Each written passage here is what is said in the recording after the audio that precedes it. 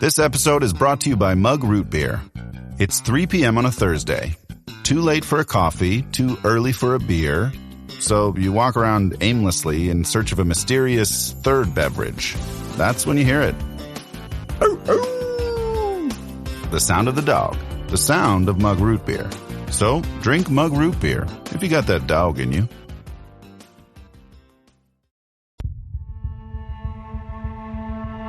Thanks for listening to the Red Treehouse, where I tell scary stories to keep you up at night. You can listen to the Red Treehouse on your favorite streaming platforms, including Spotify and Apple Podcasts. Be sure to follow, like, and subscribe. Oh, and leave a 5-star review. And you can follow the Red Treehouse on social media, on TikTok, Instagram, YouTube, and X, at Red Treehouse Pod. And if you have a scary story or topic you'd like me to feature on an upcoming episode, email redtreehousepod@gmail.com.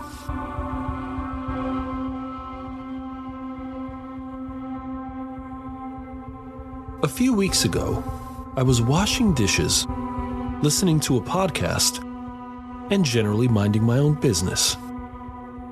It was later in the evening after dinner, so everyone in the house was relaxing before getting ready for bed.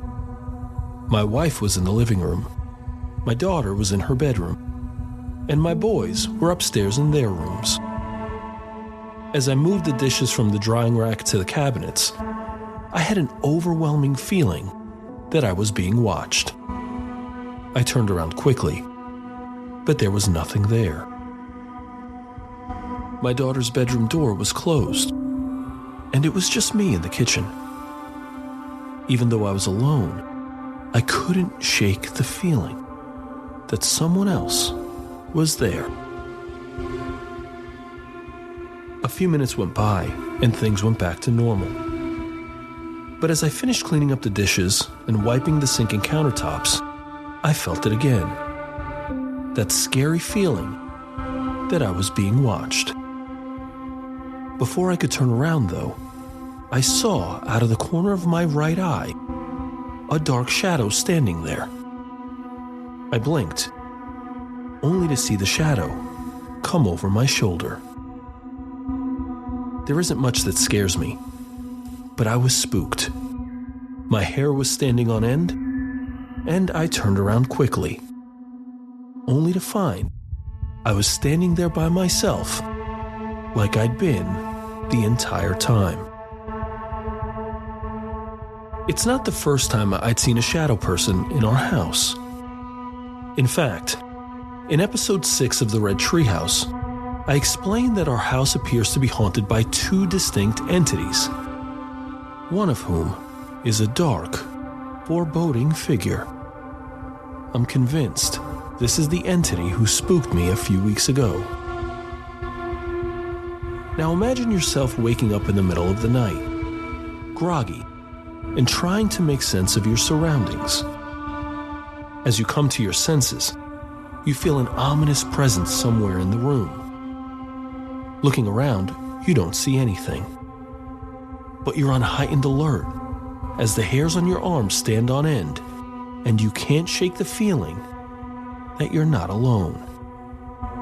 You pull the covers up tightly, put your head down on the pillow, and try to settle back down for the rest of the night.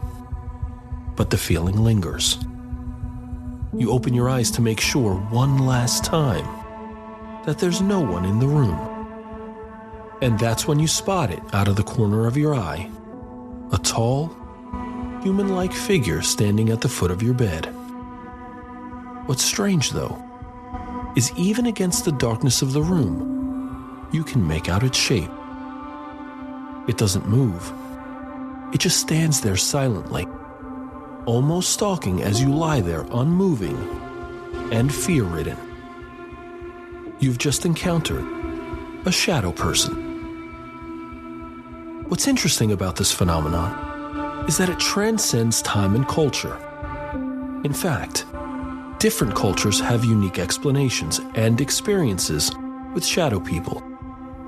Science also offers various theories for shadow people, to include medication-induced hallucination and sleep paralysis. In this episode of the Red Treehouse, we're going to explore the unsettling and disturbing phenomenon of shadow people. Are they real? And if so, are they friendly or malevolent? And why do we feel so on edge whenever we catch a glimpse of them? Or can shadow people be explained away as nothing more than our brain playing tricks on us? I'll share the details. You decide for yourself. I'm your host, Will. Welcome to the Red Treehouse.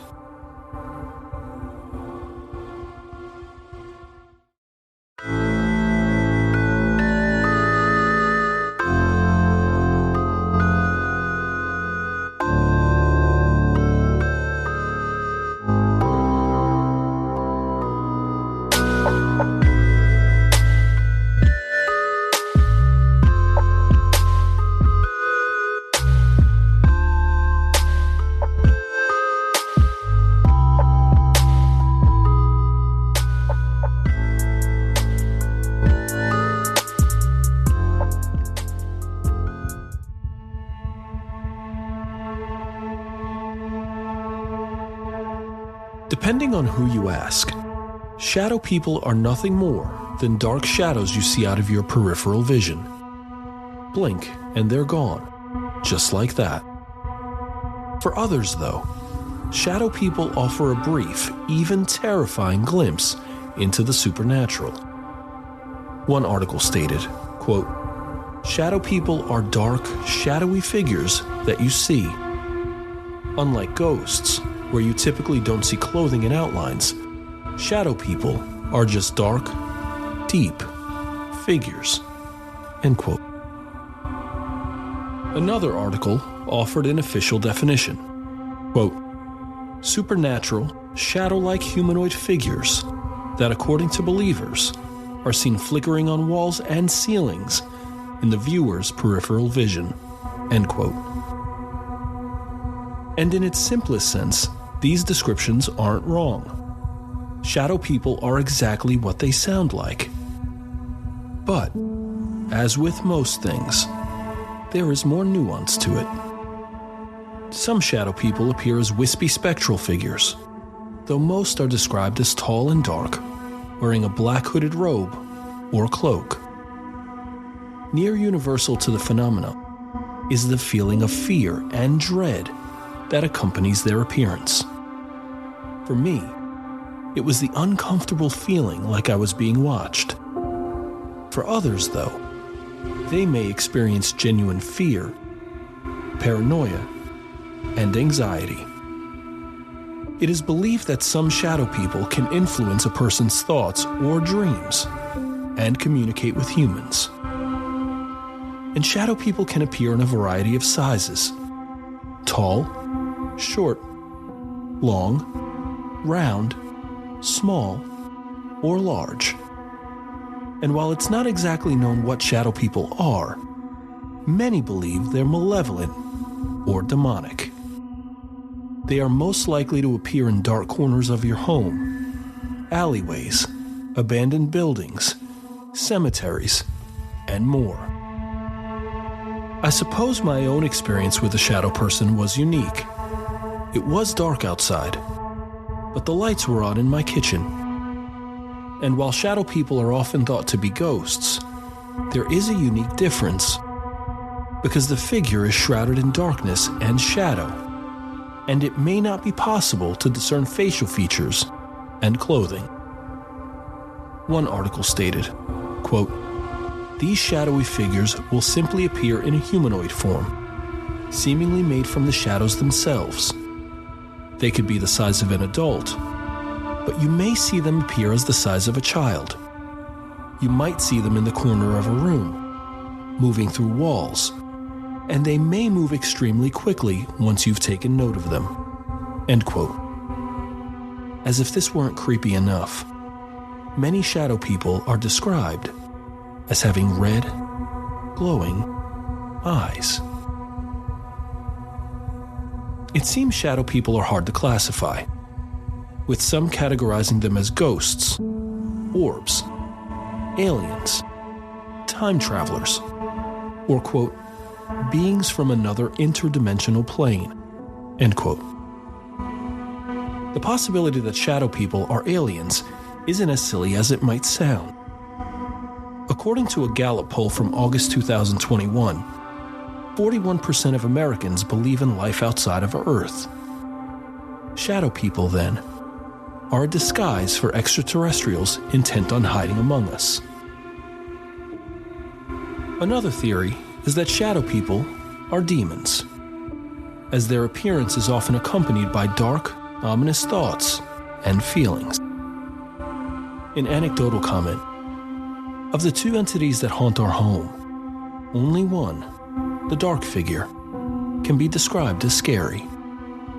The other entity, while he sometimes spooks us, is more playful and much sillier. One article stated, quote, encounters are often accompanied by feelings of intense dread, and often witnesses to these shadow people do not feel like they are or have been in the presence of a being that was once human, end quote. I mentioned earlier that shadow people transcend time and culture. Historically, the appearance of shadow people has been associated with despair and doom, and they are harbingers for destruction such as death, chaos, ruined harvests, plagues, and natural disasters. The descriptions of shadow people across cultures is as varied as the catastrophes they are said to forecast. Here are a few descriptions of shadow people from around the world. In Japan, a shadow person is known as a shadow woman, who is said to be a female ghost that appears as a shadow. In Cherokee mythology, the Raven Mocker is said to be a witch that takes the form of a bird before shifting into a, quote, shadow-like human phantom. It is said to steal the souls of the ill or dying, end quote. In Egypt, the shadow person is said to be one of the 7 souls each person has. In Greek mythology, a shadow person is said to be the, quote, shade or soul of a person offered to Zeus. It is believed that if a person lost their soul, they would become a shadow person, end quote. And in the Middle East, a shadow person is thought to be a jinn, which is a spirit inhabiting the earth and is capable of taking on various forms. They are said to inhabit caves, graveyards, and generally dark places. Still, there are others who describe a very specific shadow person, one who is scary, is thought to be the devil himself, and who wears a hat. The Hat Man is a unique shadow person whose odd behaviors are terrifying. People who have been visited by the Hat Man claim to see him hovering above them as they sleep, while some claim to be wide awake. Some people reported seeing him once, while others reported being haunted by him for many years. What's fascinating about the Hat Man is that encounters have been reported across the world with startling consistency. He's at least 6 feet tall, has bright red eyes, and wears a, quote, trench coat-like jacket and a very noticeable hat, end quote. He doesn't say a word, doesn't try to touch you, attack you, or even scare you. He just stands in the corner, watching and examining you. When it comes to shadow people, is it possible our minds are playing tricks on us? According to scientists and skeptics alike, there are natural, rational explanations for the appearance of shadow people. According to a 2006 study, stimulating the left temporoparietal junction, or TPJ for short, quote, can create the illusion of a shadow person, given that such experiences are often heightened in psychotic disorders such as schizophrenia and paranoia. And even in those who believe they've been abducted by aliens, the results could lead to a better understanding of these neurological conditions." End quote. The discovery was accidental, as neurologists were attempting to find the source of a 23-year-old patient's epilepsy. When they stimulated the patient's left TPJ, located in the region above the left ear, the patient reported, quote, feeling the presence of a mystery person behind her, a motionless and speechless shadow that imitated her body posture and actions, end quote. Another theory involves sleep paralysis, which we covered in episode 3 of the Red Treehouse. Though science can adequately explain what sleep paralysis is and why it happens, science still cannot answer the question of sleep demons, which is considered a type of sleep hallucination. An interesting theory asserts that sleep demons and shadow people exist because of the brain's inability to, quote, generate a unified sense of self, end quote, during a sleep paralysis episode. The article stated, quote, these visions reflect natural disruptions to your brain's ability to generate a unified sense of self, the feeling we all have of being anchored here and now in our bodies. I firmly feel grounded in my own flesh and bone, and not someone else's body. I feel my arm belongs to me, and not to you. This sense of embodiment arises in the brain. Phenomena like this provide penetrating insights into how your sense of self comes about and how fragile this can be, end quote. The article references the study involving TPJ stimulation and offers a possible explanation for the presence and real fear of shadow people. As we've said in previous episodes, though, science can only take us so far, and eventually we come to a gap without a bridge. Because truly, even though I want to believe the shadow person hanging out in my house is just a figment of my and my entire family's imagination, there's another part of me that says, that's some scary shit, and I don't like that feeling. I mentioned encounters with shadow people are common. Here are a few testimonials from people who claim to have seen them. First, quote, I was probably 5 or 6 years old when I first saw them. If you're unaware of what shadow people are, first off, you're lucky. But to explain, they're tall, skinny, featureless black shadows that wear no clothes, have no hair, nothing at all. I grew up in the town of Oceanside, California, and lived there most of my life. It's believed that shadow people linger in one place and will not follow you. I would see them there often. They weren't just in my house, but on the streets. The most common encounter I had was with the man at the end of my bed. I slept at the top of a bunk bed my sister and I shared, and I would often turn my head and see him.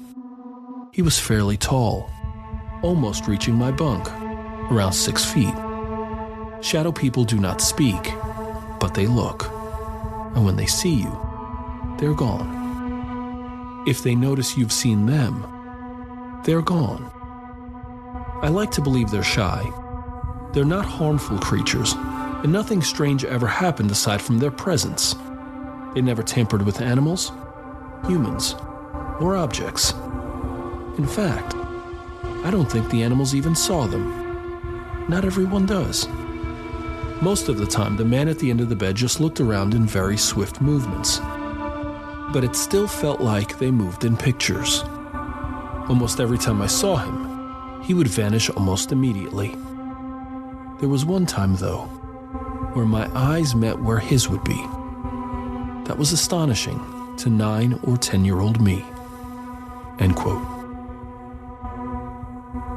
Our second experience, quote, my first time seeing a shadow person was actually the Hat Man, and I was about 12 years old. It happened a few years before I even knew what the Hat Man was. I remember waking up one night and I had to go to the bathroom. I opened my bedroom door and looked down the hallway when I saw a shadow on the wall of what looked like a man with a hat on. The shape was like a fedora. I just stared at it for a good 10 to 15 seconds before just getting back in bed and going to sleep. A little while later, I woke up again to my dog, who liked to sleep on the floor next to my bed, growling and looking at my bedroom door, which was behind a TV that was at the foot of my bed. I looked where my dog was growling, at the door, and I just saw a black shadow with red glowing eyes just staring at me.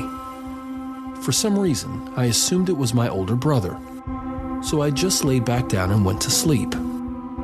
I woke up in the morning, and on the kitchen counter, across the house, was all of my Star Wars Lego sets that were on top of the TV at the foot of my bed.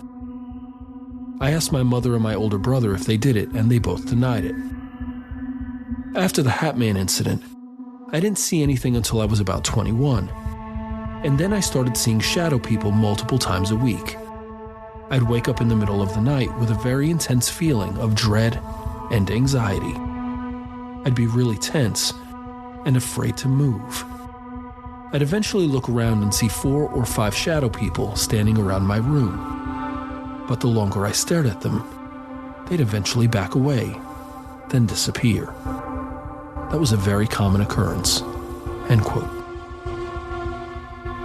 As we close this episode of the Red Treehouse, I'll admit that I lean towards shadow people being real. The scientific theories make good sense, but I'm also content to stand firmly in the gap of science can't quite explain all of this.